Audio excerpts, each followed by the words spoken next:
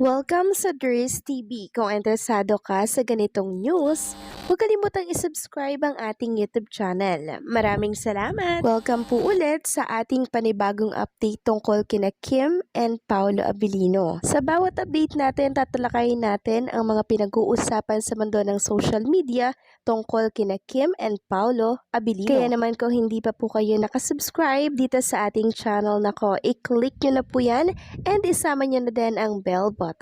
So, ayun, welcome back again sa ating YouTube channel mga kakimpaw. And sa update natin ito, ang pag-uusapan natin ay tungkol sa mga importanteng ganap kina Kim and syempre kay Paolo Abilino.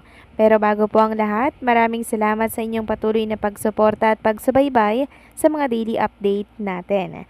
Kaya naman bilang pasasalamat, narito pa mga napili nating komento patungkol yan sa naging previous update natin. Unang komento mula po ito kay Ginang Elisa Lim. Sabi niya, "Thank you so much Miss Durs for defending our Chinita Princess. Naiyak ako talaga sa mga manira kay Kim, lalo na itong bashers na nagtatago sa name na Nene Fabe.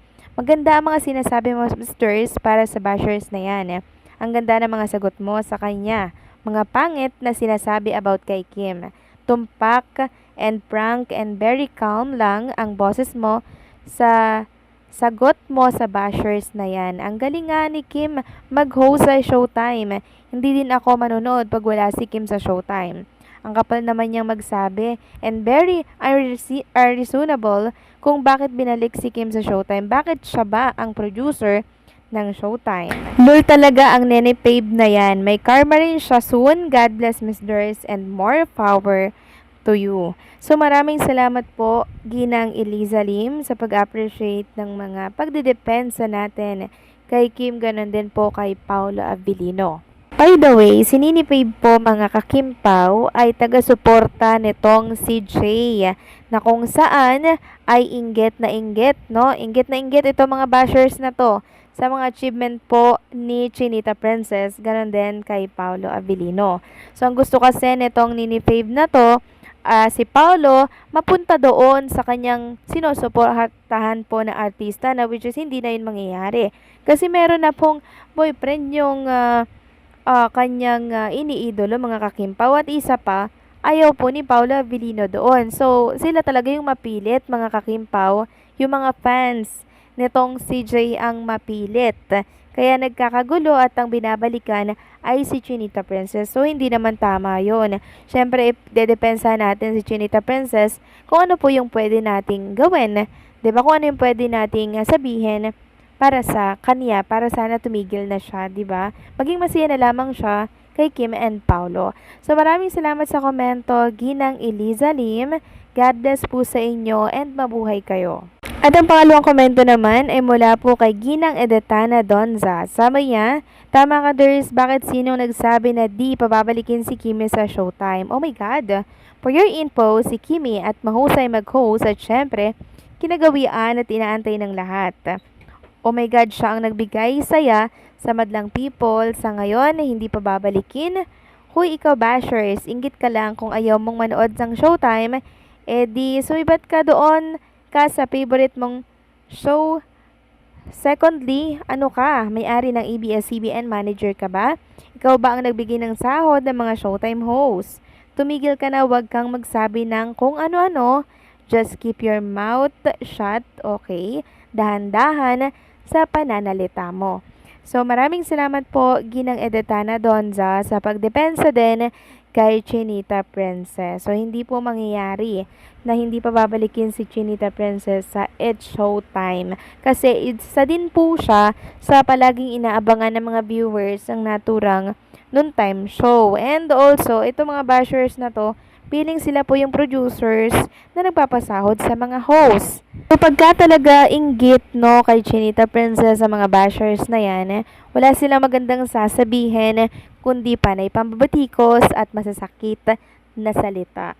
Pero ang kagandahan dito mga kakimpaw, hindi po natatamaan si Kim Chiu dito. Hindi po siya affected kasi alam niya naman po na talagang pag nasa showbiz industry ka, hindi mawawala yung mga ganitong pambabatikos sa mga public figure. Kaya hayaan na natin ang mga bashers na yan dahil alam naman natin na hindi sila magtatagumpay.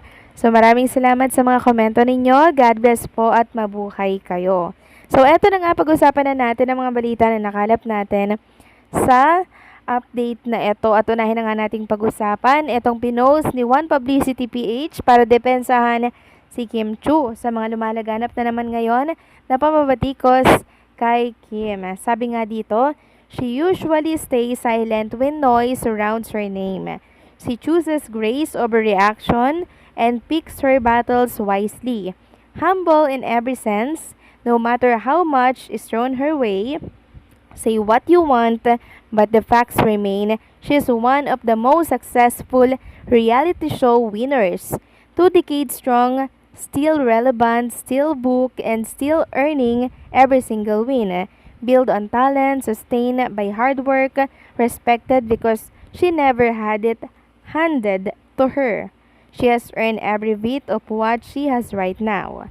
So before you call her anything, look in the mirror and ask yourself what you really achieve. So ayan, para sa mga bashers, mga kakimpaw, itong patama ni One Publicity PH. So tumingin muna sa salamin bago batikusin si Chinita Princess at tawagin na bobo. Samantalang next topic naman tayo, pag-usapan natin itong shinare ni PBJC at Sta sa kanyang ex account.